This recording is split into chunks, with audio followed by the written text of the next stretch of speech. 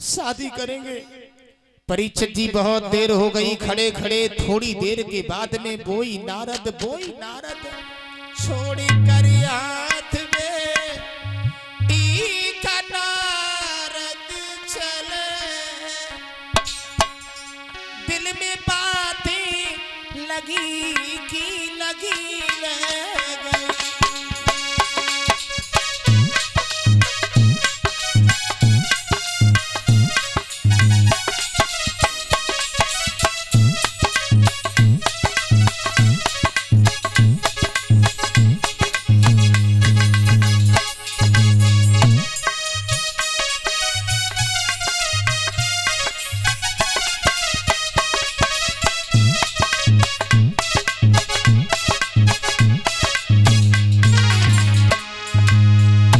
नारद बाबा ने विश्वमोहिनी के हाथ को छोड़ दिया। भक्तों चल दिए। परसों इस लड़की का स्वयंवर है। इतना भी समय नहीं है जो तपस्या करके हम शरीर सुंदर बना सके। भगवान नारायण से भी हमने कुछ अपशब्द कह दिए, यो भी हमारी मदद नहीं करेंगे। जाए तो जाए कहां, करे तो करे क्या। वाह भाई वाह।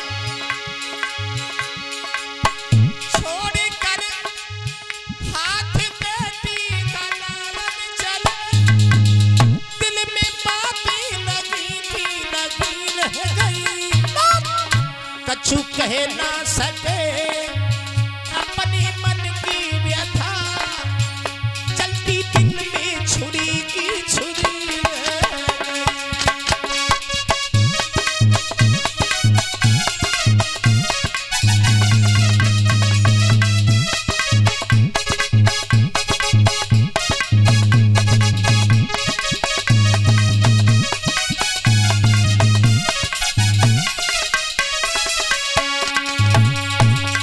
सब कुछ भूल गए नारद। परीक्षित जी सब कुछ भूल गए। वाह भाई वाह।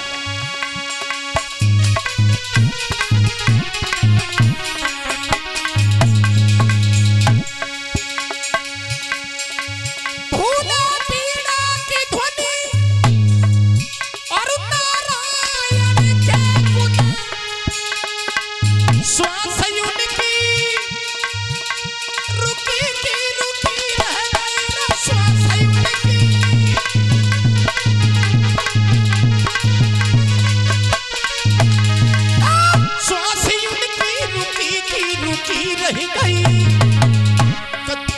कछु कह ना सके वो समझ ना सके।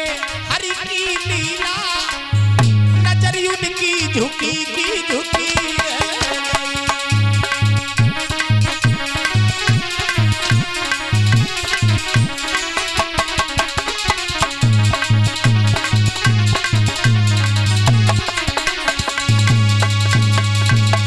देव ऋषि नारद बाबा ने विश्वमोहिनी के हाथ को छोड़ दिया। बोले अब हम साधु बन के जी नहीं पाएंगे और शादी करके ही मानेंगे। हाँ जा रहे हैं। न लला दिन में चैन है, न रात में नींद है, न रोटी अच्छी लगत है, न पानी नीको लगत है, न रात में नींद आते हैं। सिर्फ एक ही बात सोचते हैं कि अब शादी होए तो होए कैसे। माफी चाहेंगे महाराज जी। शादी का वो लड्डू है जिसने खा लिया बहू परेशान है, और जिसे मिला नहीं है बहू परेशान है। बोले जब सीजन में ही कैसे हूं तुक लग जाए। हाँ हाँ एक जगह की हम तुम्हें बात बता रहे हैं। एक महाराज जी थे। महाराज जी में बुराई नहीं कर रहा हूं, वो बालापन से साधु हो गए। उन्होंने कभी स्त्री के दर्शन ही नहीं किए। जंगल में तपस्या कर रहे थे तो कुटिया से होके एक दिन उनकी कऊ की बारात निकली। तो बाबा जी ने पूछी काय रे जू का है। बोले बाबा जी जब बारात है। महात्मा जी बोले बारात कैसी होत रे, हमने तो कभी बारात ही ना देखी। बोले महाराज जी जो ब्याह हो तो है। बोले ब्याह कैसे हो। बोले पति पत्नी की शादी होती है और बच्चे पैदा होते हैं, परिवार बढ़ता है। तो महाराज जी सोचने लगे कायरे साधु ना होते तो शादी हमारी होती। बोले बिल्कुल होती। सो दिमाग में वही बात लहराते रहे। तपस्या तो कर रहे हैं लेकिन मन नहीं लग रहा है। विचार ये कोई आए रहा है कि साधु ना होते तो शादी होती, साधु ना होते तो शादी होती। रात में महाराज जी ने कुआ की पार पे आसन लगाओ, वो आसन लगाए कि लेट गए। और जब लेट गए तो सोए गए, और जब सोए गए तो महात्मा जी को सपनों आओ। सपने में बाबा जी के ब्याह वारे आए। और याद रखना, शाम को दिन में जो सोचत रहो वो सपने में आ सकत हो। तो महात्मा जी को जब सपनों भाव तो ब्याह वारे आए, बड़े धूमधाम से बाबा जी को ब्याह भाव सपने में। पत्नी आई, भगवान की दया से सपने में 4 बालक पैदा भाई। सपने में पत्नी बोली, स्वामी जी बोले का होएगो? बोले उन्हें सरक चलो थोड़े। तो महाराज जी कुआ गई सरकन लगे। बोले ने को सरक चलो, छोटो वालो बच्चा दबो जा रहा हो। ऐसे गुस्सा में बोले ले सरके ही जा। तो इतने सरके से भाई कुआ में सरक गए। और जब कुआ में सरक गए तो जैसे ही आंखें खुली तो महाराज जी भाई कुआ में रोवन लगे, भैया माओ तो बनो बनाओ घर ही बिगड़ गए। कितनी सुंदर पत्नी हती, 4 बालक हते। रात भर सपने के ब्याह के चक्कर में कुआ में डरे रहे। सवेरे जब पशु चुगावे को लोग गए तो लुटिया डोर डारी महात्मा जी ने पकड़ ली। बोले भैया हमें निकालो बाहर। बोले तुम क्या करने गए? तो बोले पहले निकालो तो तब बताओ हमारी जीवन की कहानी। तो जैसे ही निकालो गो तो महाराज जी से पूछी तुम क्या करने गए थे? बोले क्या करें लला, हमारे सपने को ब्याह को दंड हुआ। तो जब सपने में मेरो ब्याह भाव तो 60 हाथ गहरे में गए। और जिनको साक्षात ब्याह हो तो ये बेका कर तो ये। तो विचार करने की बात यह है कि नारी की झाई पड़े अंधे हो तो भुजंग, और कबीरा उनकी कहा गति जो नित नारी के।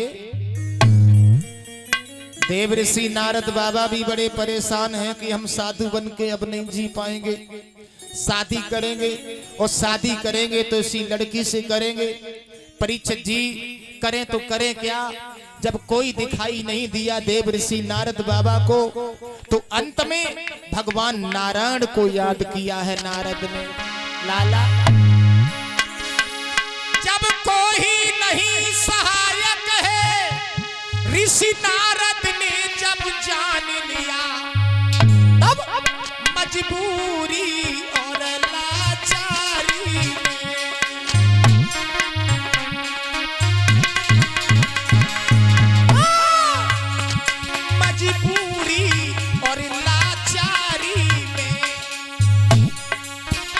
श्री नारायण का ध्यान किया। मजबूरी और लाचारी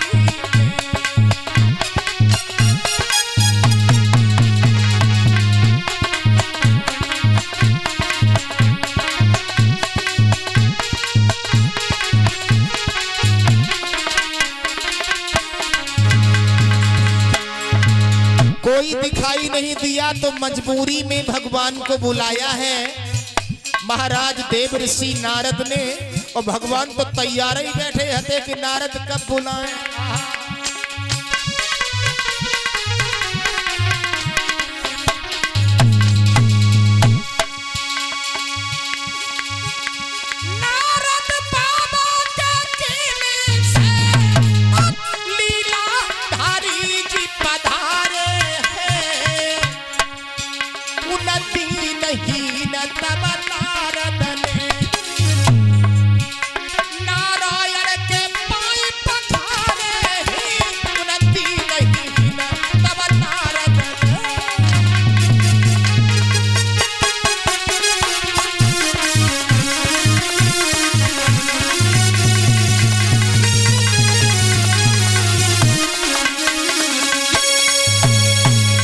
अंत में देव ऋषि नारद ने भगवान को बुलाया।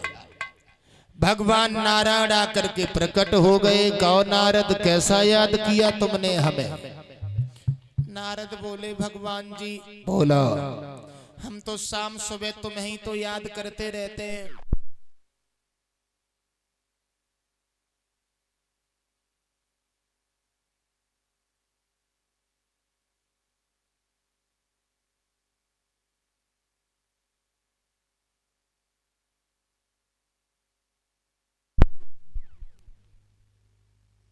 प्रभु जी हम साधु बन के नहीं जी पाएंगे, नारद बोले हम शादी करेंगे। नारायण बोले बहुत बढ़िया बात है। जब आप तुम पहले अगर कह देते तो शादी तो पहले ही हो जाती। और हमने सुना था तुमने कामदेव को जीत लिया है। नारद बोले जीत लिया था, लेकिन अब हम परिवार बसाएंगे। भगवान कहने लगे तो हम क्या करें? नारद बोले भगवान जी मुझे इतना सुंदर बना दो, इतना सुंदर बना दो जो मेरी शादी हो जाए। भगवान बोले कोई बात नहीं, अब तुमने हमसे कही है कि शादी हम करवाएंगे तुम्हारी को सुंदर सी लड़की देख करके। नारद बोले ना ना ना, लड़की तो मैंने देख रखी है, सुंदर है, सुशील है, जिसका नाम विश्वमोहनी है। भगवान बोले तो हम करें क्या? नारद बोले हमें सुंदर बनाओ, जो लड़की देखे पीछे पीछे भागे, सब लोग देखते ही रह जाए। नारद ब्याह करके धीरे से निकले आए, कैसी रही? भगवान बोले बहुत बढ़िया बात, ठीक है। भगवान नारायण ने नारद बाबा का शरीर तो सुंदर बना दिया, लेकिन चेहरा बंदर का लगा दिया। जाओ नारद, अब तुम्हारी शादी होगी, कोई नहीं रोक पाएगा, शादी करके इधर से ही आना। जाओ। नारद बाबा ने बहनाओ अपना शरीर सुंदर देखा, लेकिन चेहरा नहीं देखा। सोचने लगे अब तो शादी कोई नहीं रोक पाएगा, अब तो हम बहुत बड़े सुंदर हैं। विश्वमोहनी देखेगी तो जयमाला लेके पीछे पीछे भागेगी, सब लोग देखते ही रह जाएंगे। नारद ब्याह करके धीरे से निकले आएंगे। मन ही मन में सोचते हुए देव ऋषि नारद आगे बढ़े। भगवान नारायण से बोले प्रभु अब शादी हमारी कोई नहीं रोक पाएगा, और बोले कि अब तो बने वो बाला हमारी घरनी, अब तो बने वो बाला।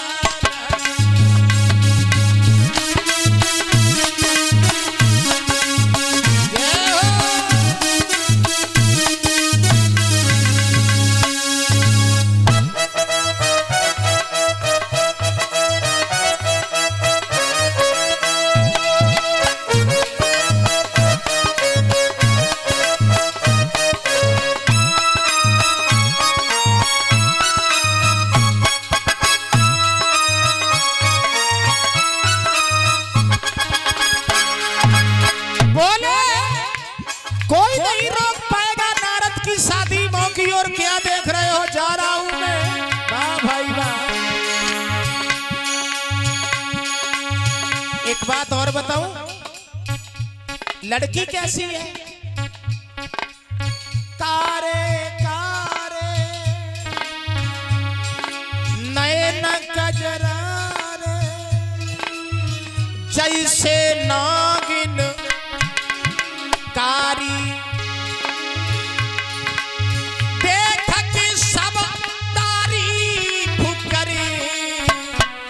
ऋषि नारद की अति सुंदर जोड़ी, अब तो बने वो वाला, अब तो बने है वो वाला हमारे घर, अब तो बने है वो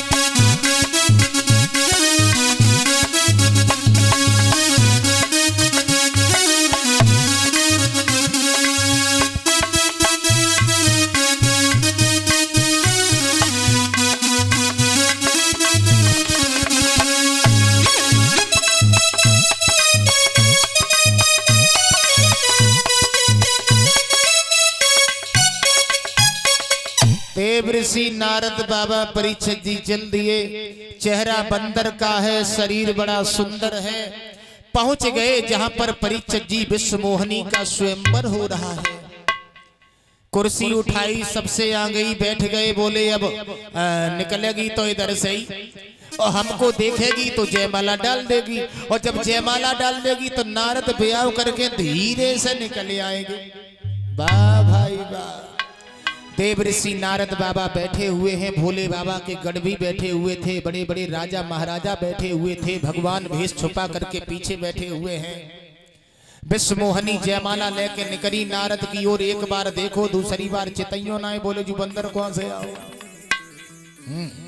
भगवान नारायण के गर्दन में जाकर के जयमाला डाल दी। परीक्षित जी जो जयमाला पड़ी, इतने में देव ऋषि नारद बाबा आग बबूला हो गए। इस लड़की को रूप की पहचान नहीं है, यह रूप की पहचान नहीं जानती, कितने सुंदर हम हैं, और उस काले कलूट के गर्दन में जयमाला डालती। भोले बाबा के गढ़ हंसने लगे। बोले महाराज शादी करने को आए थे, चेहरा देखा था शीशा में, क्या हुआ? अरे हुआ क्या, ठहरे हुए पानी में अपना चेहरा देख लीजिए। जो नारद बाबा ने परीक्षित जी चेहरा अपना देखा तो बंदर का चेहरा। आकर के दोनों भोले बाबा के गढ़ों को श्राप दे दिया। मूर्खो, तुमने मुझे पहले नहीं बताया, मैं तुम्हें श्राप देता हूं कि तुम धरती पर जाकर के राक्षस बनोगी। भागते हुए नारायण के पास में पहुंच गए। नारायण भगवान, आज पता चला है कि तुम किसी का घर बसते हुए देख नहीं सकते। एक बार शादी करने का विचार किया, वो तुमने नहीं शादी होने दी। तुमने बंदर का चेहरा लगा दिया। समुद्र मंथन हुआ था, लक्ष्मी जी निकली थी, लेके चुप्पा भाग गए।